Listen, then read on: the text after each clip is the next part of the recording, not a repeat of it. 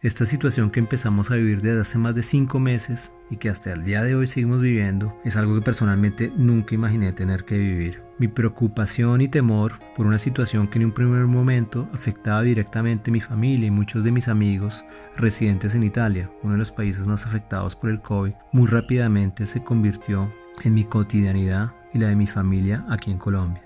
El riesgo de contagio tan alto hace que todo, salir a la calle, cosas muy sencillas, hasta hace pocos meses se convirtieran prácticamente en un desafío. Tengo que decir que también que esta situación ha sido una manera inesperada y al mismo tiempo muy estimulante para poder observar, contar y convivir con un ritmo diferente la cotidianidad que me rodea, o más bien la nueva cotidianidad que me rodea. La pandemia nos ha hecho enfrentarnos a una amenaza que creíamos invisible, una situación que ha dejado en rodillas a la gran mayoría de países a nivel global, un virus que no solo atraviesa fronteras terrenales sino también psicológicas, pero sin embargo nos ha demostrado que cada país ha tenido que enfrentar crisis de bienes primarios, pero pienso que también ha permitido visibilizar problemáticas que ya venían afectando a cada país. En Colombia, el hambre, la desigualdad, la pobreza, el conflicto, el racismo, la discriminación, el feminicidio, los homicidios a líderes sociales y la corrupción hacen parte de esta otra pandemia que ya veníamos viviendo durante décadas.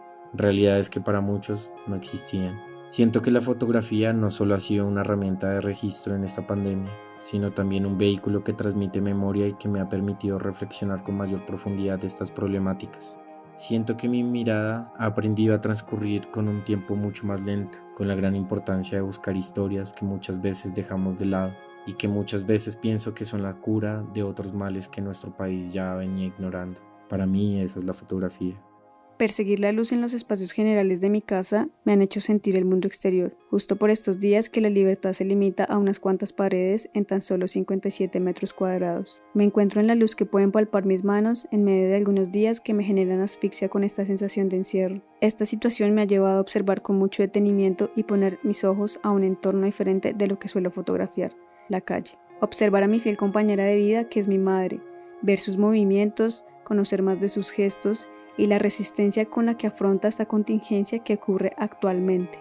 Ella me transmite la tranquilidad que se me escapa por momentos de las manos. Me agrada reconocer sus momentos de quietud. Se ha vuelto mi equilibrio y la fuerza para continuar en mis instantes más confusos. Fotografiarla no es muy nuevo para ella. Se entusiasma con la idea de que tome fotos por la casa.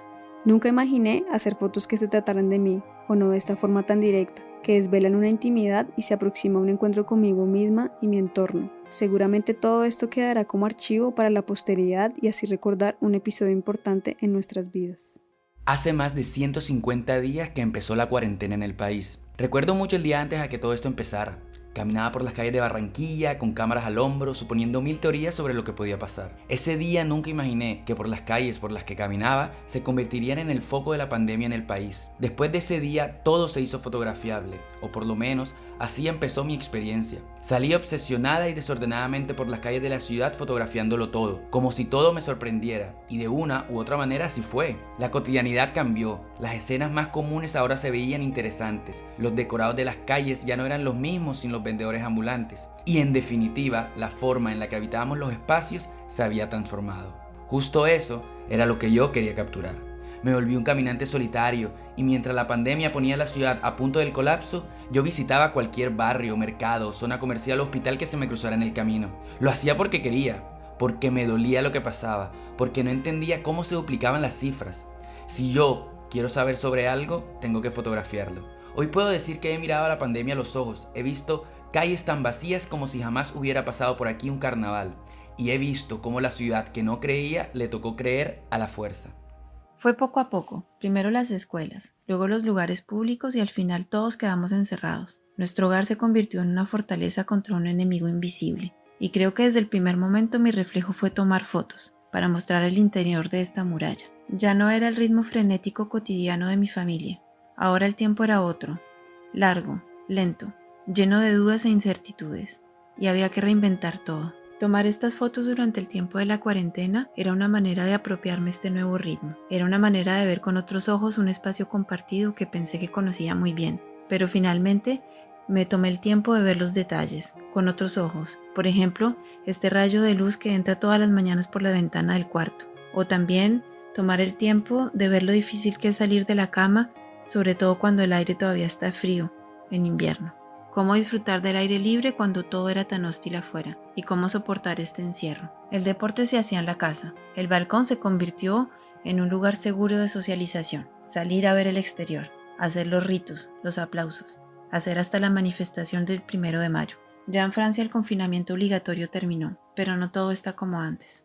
Quisiera empezar por mencionar que salir a documentar algunas situaciones de la pandemia en Bogotá inevitablemente me ha hecho aún más consciente del privilegio que tenemos de estar de este lado de la cámara y de la responsabilidad aún mayor de posicionarnos desde ahí para contar lo que presenciamos. La fotografía ha sido para mí en estos tiempos una forma de materializar y hacer evidente graves vulneraciones de derechos humanos, pero también la forma de contar muchísimas historias de supervivencia y de una resistencia admirable, especialmente las de cientos de migrantes que buscan cruzar el continente y este país en medio de una pandemia para retornar a Venezuela, como de quienes hacen todo lo posible para que no los desalojen de los lugares donde viven al sur de Bogotá. Este momento que se divide para muchos entre el arraigo y el desarraigo. Pero además la fotografía también ha sido una motivación para mirar hacia adentro y decantar sentimientos inevitables en estos tiempos turbios y un proceso de reflexión y catarsis. De hecho, la primera cosa de esta crisis me ha hecho descubrir unas caras de Bogotá que no conocía, a quedarme en la ciudad donde vivo. He tenido la oportunidad de documentar realmente. Me parecía que la ciudad se veía diferente. Se podía mirar su cuerpo, se podía mirar cada persona que estaba cruzando sus calles. Me ha hecho pensar que era un momento para observar y para reflexionar sobre esta ciudad. Todas estas reflexiones me empujaron, me llevaron a pensar que era muy importante para mí a cubrir lo que estaba pasando en este inicio de pandemia en Bogotá. La forma de hacer rumba también cambió. Azotar baldosa por un Cali pachanguero en las salsotecas del barrio obrero parece algo salido en un periódico de ayer, de muy ayer. Más de 300 salsotecas han entrado en bancarrota y decenas de escuelas de baile están en riesgo de desaparecer. Visitar sitios icónicos como el Chorrito Antillano, la Matraca o la Topa Tolondra me hicieron conectar con la salsa como nunca antes, añorando esos sitios como alguien que los descubre llenos de frescura, juventud, por más tradicionales que puedan ser. Espero volver a ellos cuando todo esto acabe. Quizá me haga un autorretrato en sus pistas de baile, mi primer autorretrato por fuera de casa, ¿no?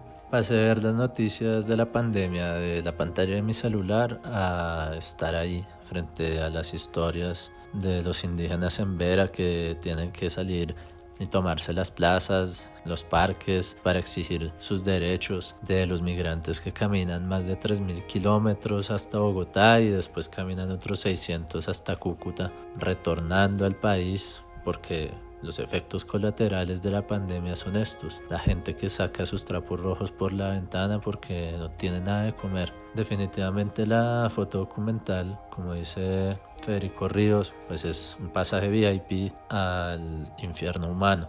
Y ahí está la importancia de comprometerse con esto, aunque terminemos afectados directamente por el virus. Estamos haciendo el registro de las consecuencias de, más allá de una pandemia, de una enfermedad, estamos evidenciando las consecuencias de que la gente no tenga conciencia a la hora de escoger sus gobernantes.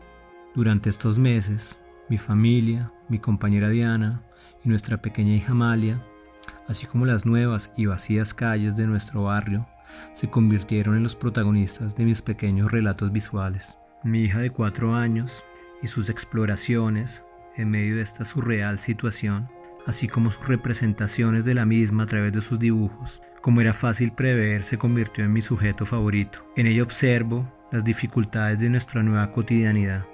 Pienso que al final de este viaje, crear un pequeño diario, un pequeño contenedor de estas memorias visuales, me imagino que será un diario lleno de contradicciones, pero que de alguna manera representan y siempre han representado nuestro diario vivir en este mundo. El bosque te traga, no hay camino que lo atraviese. Este bosque ha regresado a su privacidad original. Angela Carter. No regresaba a Barranquilla desde el 2017. Me daba miedo volver y que la ciudad me devorara. Llegué el 11 de marzo y el 23 del mismo mes declararon aislamiento obligatorio nacional. Desde entonces estoy en casa entre mujeres.